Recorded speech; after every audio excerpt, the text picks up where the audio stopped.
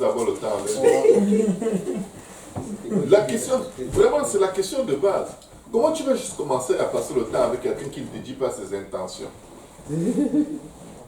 Est-ce qu'il t'avait dit je veux t'épouser? Parce qu'il doit te dire qu'il veut t'épouser et il doit l'avoir dit au moins à la personne qui a l'autorité sur ta vie. Et que maintenant, en te côtoyant, c'est déjà un engagement. Il ne peut pas juste se lever du matin au soir et fuir. Maintenant, les sœurs ont tellement peur de confronter les gars devant l'autorité qu'elles sont comme, ok, on va d'abord voir. Comme ça, si on est sûr, on dit. Mais il va se détourner de toi. Et un autre va venir, il va encore se détourner. Un autre va venir parce que tu cherches le court chemin. Si un gars est sincère, envoie-le voir le pasteur. S'il ne peut pas aller voir ton pasteur, ni tes parents, il va se détourner de toi. Tu as déjà ta réponse. C'est un flirteur, c'est un yankee, c'est un tireur, un tendeur de pièges. Il a des filets.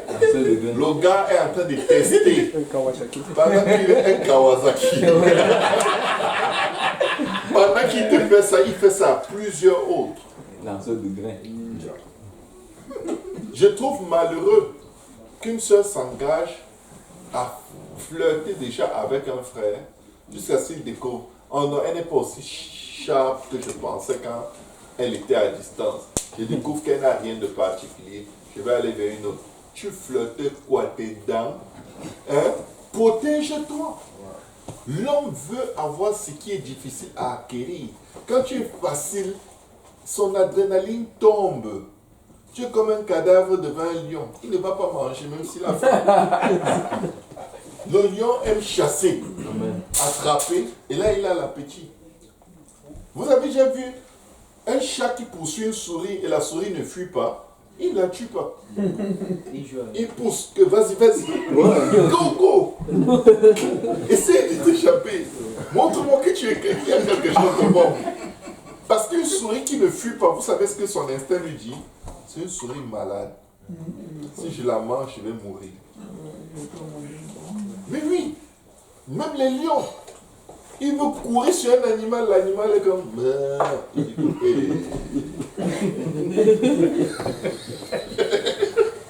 que je préfère mourir de faim que de mourir empoisonné. Donc, c'est juste ça. Amen. Je sais qu'il est tard. Je vais finir en disant ceci. Tout est dans le caractère. Si vous avez des caractères incompatibles, épargnez-vous des années de pleurs et de grincements de dents.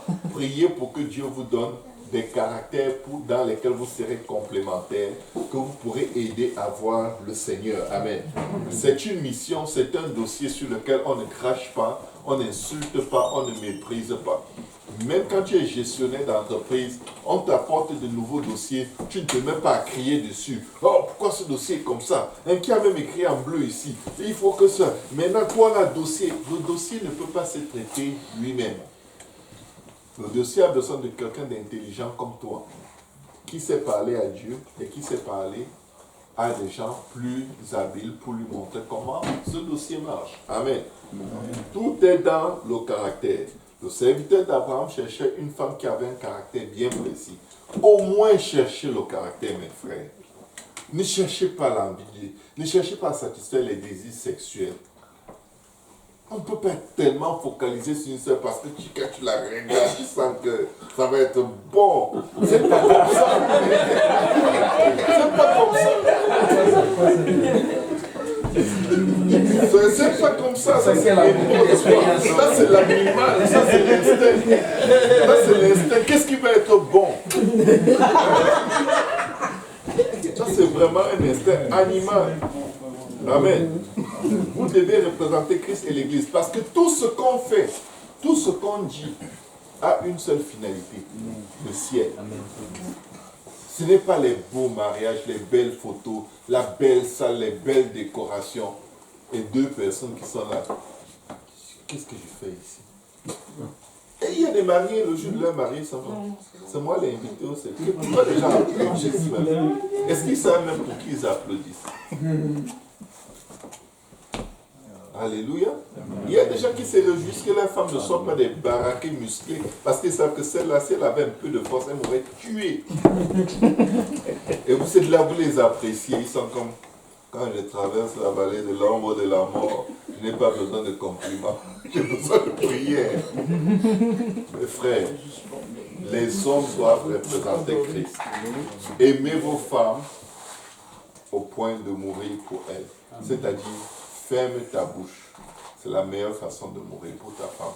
Et tu parles à Dieu, tu déverses tes frustrations à la croix et Dieu va changer ta femme.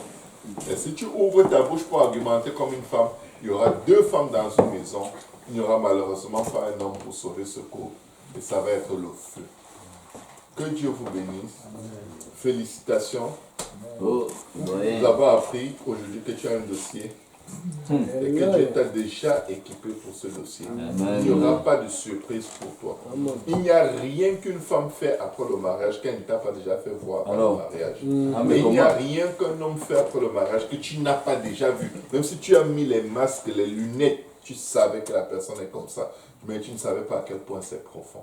Mais Dieu connaissait la profondeur. Et celui qui se confie en l'Éternel ne sera point confus. Il n'y aura aucune confusion dans ton mariage. Il n'y aura pas de stérilité dans ton mariage. La provision va abonder. Alléluia. Amen. Vous aurez des enfants. Vous allez vous réjouir dans le nom du Seigneur. Vous serez la tête et non la queue. Et toute langue qui se lève en jugement contre vous, vous la condamnerez au nom de Jésus. Amen. Amen. Amen. Que 1000 tombent à votre côté et 10 000 à votre droite. Vous ne serez pas atteints. Mais de vos yeux seulement vous regarderez et vous verrez la rétribution des méchants.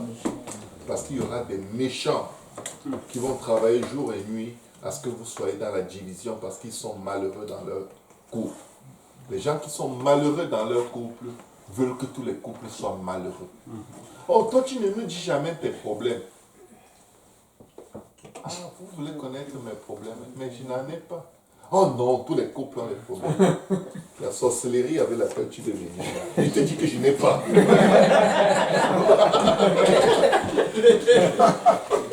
Amen. Est-ce qu'on peut acclamer le Seigneur?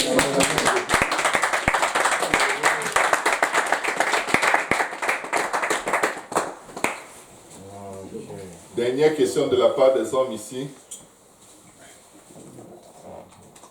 Ils veulent poser à huis clos. Mais merci beaucoup. C'était très différent aujourd'hui. Je vois que Dieu nous enseigne tout le temps un peu plus, un peu plus. Est-ce que les aînés ont quelques conseils à partager avec vos frères simples avant qu'on ne finisse? Parce qu'on a des doyens qui sont là.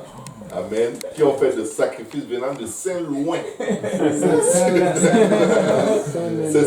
C'est venant de Saint-Loin. Les Laurentides.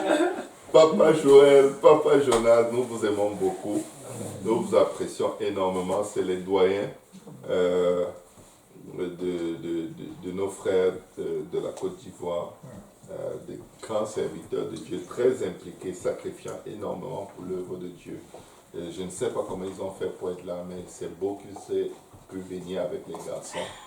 Et nous savons que les garçons apprennent tôt. Hein, les gars, vous apprenez tôt. Vous allez passer le bâton. Nous devons amener nos garçons. Hein. On ne doit pas attendre même qu'ils soient des adultes. Voilà Joshua qui est là. Aujourd'hui, il en sait plus sur les femmes que... à ton âge, aujourd'hui, tu es un sage. 14 ans. Hein? Papa Jonas, Papa Joël, juste quelques mots. Ouais, le pasteur a beaucoup dit. Et vraiment, moi je voudrais revenir sur la communication. C'est vraiment important dans un couple. Il faut communiquer. Et ce que j'aime dire aussi, c'est dans Ephésiens 4, verset 26. Il parle de la colère. Que le soleil ne se couche pas vraiment sur ta colère. Amen. Et dans un couple, ça va arriver. Il va arriver des moments où la colère va prendre place. Mais arrange-toi, c'est un peu comme le pasteur a dit, il faut qu'il y ait un homme et une femme. Ouais. Il faut vraiment t'arranger pour régler le problème.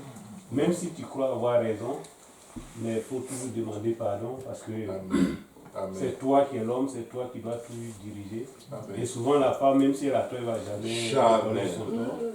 Donc c'est à toi vraiment de... Il ne faut même pas compter avec ça. Il faut vraiment chercher à régler la situation parce que ça ne va jamais venir d'elle. Et vraiment que le Seigneur vous aide, on est vraiment content. Et je pense qu'on a passé un bon moment et le pasteur il dit on ne va pas s'étaler dessus. Et on bénit Dieu pour cette idée, on sait que vous serez heureux, Dieu va vous bénir. Et Dieu va vous accorder vraiment tout ce que vous avez besoin pour être heureux dans votre vie. Amen. Papa Joël. Ouais, moi, c'est juste dire merci à Dieu pour l'œuvre qu'il fait au travail de son serviteur. Il faut dire que souvent, quand j'arrivais ici encore en 2000, c'était en 2010, mais en 2010, j'ai connu le frère Simplice. Et la première des choses que j'ai faites, parce que bon, je venais à l'église, il dit, ah mais les jeunes se retrouvent à Côte-des-Neiges. Et là, il m'a embarqué, et puis on est allé à Côte-des-Neiges, on a participé à la première fraternité. Je pense que c'était chez le frère Apo, non? À Côte-des-Neiges. C'était chez le frère Apo, il y avait une première fraternité là-bas. Et puis, du coup, on était très proches. Et là, à un moment donné, je me suis dit, mais qu'est-ce qui se passe là? C'est quand le frère va se marier. Et chaque fois, tu lances des trucs, mais Dieu fait chaque chose en son temps. Et c'est le temps du frère Simplice qui est arrivé. Et Dieu a tout disposé. Et quand Dieu dispose cela, il dispose tout. Je dit tout parce que Dieu est au contrôle. Que ce soit côté finance, que ce soit côté talent, que ce soit tant, Dieu dispose tout. Et donc, c'est juste dire de faire confiance au Seigneur. C'est lui qui a tout disposé, là, il est au contrôle de tout. Donc lorsqu'il va arriver des tempêtes dans la barque, il faut tourner ses regards vers le Seigneur Jésus. Parce que les tempêtes, ça vient à tout moment. Mais comme le pasteur l'a dit, il faut tourner les regards vers le Seigneur Jésus. Souvent quand la tempête est très forte, tu as l'envie de te jeter à l'eau. Voilà, par-dessus bord. Mais le Seigneur est avec toi dans la barque. Il est avec toi dans la barque. Donc juste regardez, retournez, tu prends ton calme et tu retournes dans la prière pour parler avec le Seigneur. Il est juste à côté de vous pour trouver des solutions. Et l'une des deuxièmes qualités qu'un homme doit avoir, c'est l'homme qui doit aller au fond. Voilà, il doit aller au fond, c'est lui qui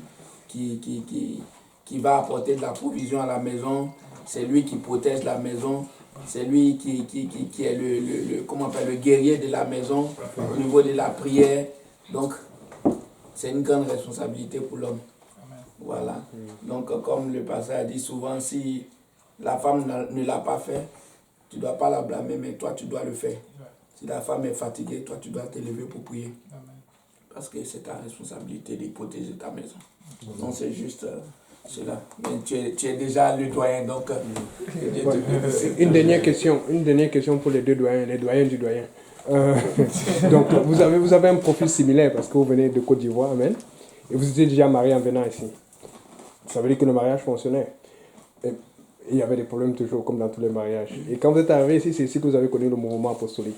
Donc, je veux savoir c'est quoi la différence entre votre mariage hors du mouvement et votre mariage dans le mouvement aujourd'hui. Bon, il faut dire qu'on était déjà dans le Seigneur. C'est vrai que moi j'étais évangélique. À part, je dis que c'est les points tels que le baptême qui faisaient la différence, le baptême et puis aussi la Trinité. C'était les deux questions. Mais à part ça, on s'est marié dans le Seigneur. Moi j'ai connu ma femme dans le Seigneur, on s'est marié dans le Seigneur. Déjà pour ce qui concerne le mariage, plus ou moins on respectait déjà les principes. C'est le même principe, ça ne change pas. Comme le pasteur a dit, même ceux qui sont en dehors de l'église, qui se marient à la mairie, c'est déjà valable devant Dieu. Parce que nous là-bas, c'est en 3 étapes en Côte d'Ivoire. Il faut faire la dot, pareil. Il faut se marier à la mairie, il faut se marier à l'église. Bon, donc on a franchi les 3 étapes avant de vivre ensemble. Moi, je ne vivais pas avec ma femme. On s'est mariés avant de se connaître, avant d'habiter ensemble en fait. Amen. Donc, quand même. Mais le processus de fiançailles, peut-être, c'est un peu différent parce que c'est toi-même qui fais toute ta démarche.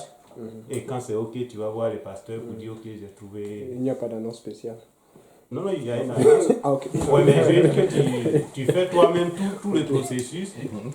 Et puis, une fois que c'est bon, tu vas voir le pasteur pour dire OK, j'ai trouvé une femme avec qui je veux me fiancer. Et le pasteur va annoncer officiellement à l'église aussi. Amen. Pour dire que bon, voilà, désormais, les deux sont ensemble, puis voilà quoi. Donc, nous, c'était un peu comme ça et ça se passait dans l'église où j'étais en Côte d'Ivoire. Ok, mais c'est un peu la même, c'est pratiquement un peu la même chose, mais je vais dire la différence, c'est pas que des points politiques, c'est pas des points négatifs, mais ça dépend un peu des cultures. Par exemple, ici, ce que je remarque, parce qu'en fait, je n'ai jamais été aussi... Bon, je n'ai pas été marié ici, c'est-à-dire, donc je n'ai pas suivi tout le processus, donc tu peux voir de loin. Mais ce que je remarque, c'est que sans doute les futurs, les fiancés ou bien les prétendants sont peut-être entretenus tranquillement dans le secret. Voilà, dans le secret tranquillement jusqu'à ce qu'ils soient, comme le pasteur a dit, à peu près vraiment prêts avant d'être présentés.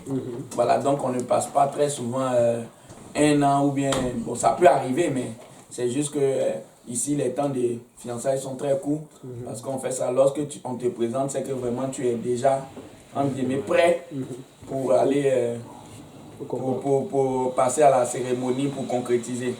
Contrairement que souvent en Afrique, souvent vous pouvez vous fiancer et puis ça peut durer longtemps. Et c'est pour cela que je posais la question, qu'est-ce qui arrive lorsque entre-temps les sentiments changent, tout ça. Mais ici on ne te donne pas vraiment le temps, hein, parce que quand tu dis oui, c'est que tu t'es déjà engagé. Donc c'est ça, souvent il y avait, comme je dis, des études, bon c'est pas des études bibliques qu'on peut appeler, c'est quoi? C'est des formations des futurs mariés où les pasteurs formaient les hommes et les femmes. Et puis bon, moi je me souviens encore une formation que les gens aimaient donner, c'était en réalité les hommes, on disait non, l'homme est porté vers l'extérieur, l'homme est le ministre des Affaires extérieures, la femme, ministre des Affaires intérieures. Non, pour imaginer quoi, les hommes, leurs désirs sont portés vers telle affaire. C'est les contrastes qu'il y a entre les deux, comment on appelle, les deux genres. Genre les contrastes, les affaires de même, on vous enseignait que bon, vous n'allez pas réagir de la même manière. Et puis comment la communication peut se passer.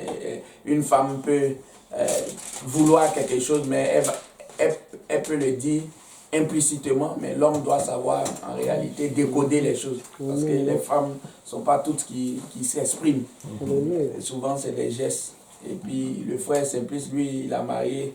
Bon, il va marier une femme qui ne parle pas trop, je pense. Et quand c'est comme ça, il faut vraiment savoir écouter et décoder. Donc, mais dans l'ensemble, c'est pratiquement la même chose. Hein. Dans l'ensemble, c'est la même chose. C'est la même chose. Ok, c'était ça. On avait quelques questions. Et puis la sanctification, ça aussi, c'est un point aussi important. C'est un point important. Et c'est pas parce qu'on est rendu au Canada qu'on doit diluer au niveau de la sanctification. Au contraire, le standard est gardé au point fixe. Donc, sur ce point-là, c'est tout à fait. On avait quelques questions pour le frère Boaz, comment la sœur Flore l'a décoté, mais il n'est pas venu. Donc, voilà. Il est sauvé pour aujourd'hui. C'est ça.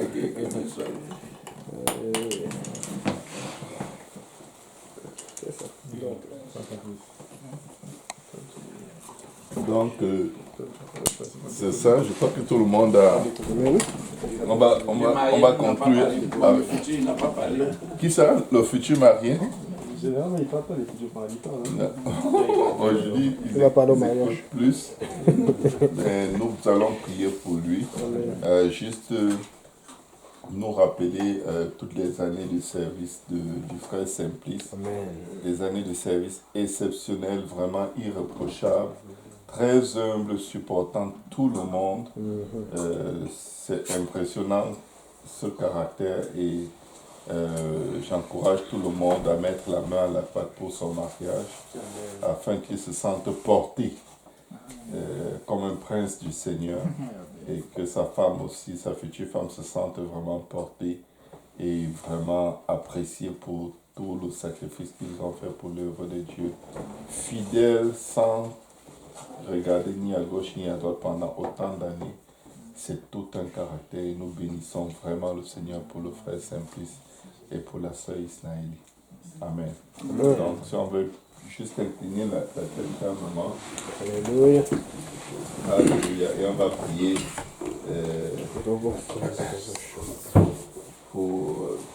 pour leur couple éternel des armées dans le nom de Jésus. Père, nous venons dans le nom de Jésus prier que ton règne vienne, que ta volonté soit faite dans la vie de ton fils et de sa fille. Papa, bénis-les à leur départ, bénis-les à leur arrivée, fortifie-les, Seigneur. Ouvre, Seigneur Jésus, sur leur vie, Seigneur, la voie d'accès devant le trône de ta grâce par la voie du sang de Jésus. Père, nous prions dans le nom de Jésus que tout péché, toute transgression, toute iniquité soit effacée dans ton sang. Papa, que toute pleine façon de vivre, de leur parents soit anéantie par la puissance de ton sang. Père, je prie dans le nom de Jésus que tu les bénisses, Seigneur, à leur départ, que tu les bénisses à leur arrivée. Ouvre sur eux les écluses des cieux, Seigneur. Ne répands pas ta grâce de bienfaits sur leur vie, sur leurs enfants et les enfants de leurs enfants. Bénis, Seigneur Jésus, la famille de frères et filles, Seigneur, ils sont de tous ces enfants. Ton esprit, Seigneur, que tu as mis en eux, Seigneur Jésus. Sois le Dieu de leur vie, sois au centre de leur vie, Seigneur. Commande des signes, prodiges et des miracles, l'abondance dans leur vie. Prie éternel, qui reste un exemple de soumission, d'obéissance, Seigneur Jésus, de fidélité devant le trône de ta grâce, Seigneur Jésus. Déclare dans le nom de Jésus que toute crainte, toute frayeur, toute peur soit chassée loin de leur vie et que ta paix qui surpasse toute intelligence garde leur cœur et leurs pensées en Jésus, Seigneur.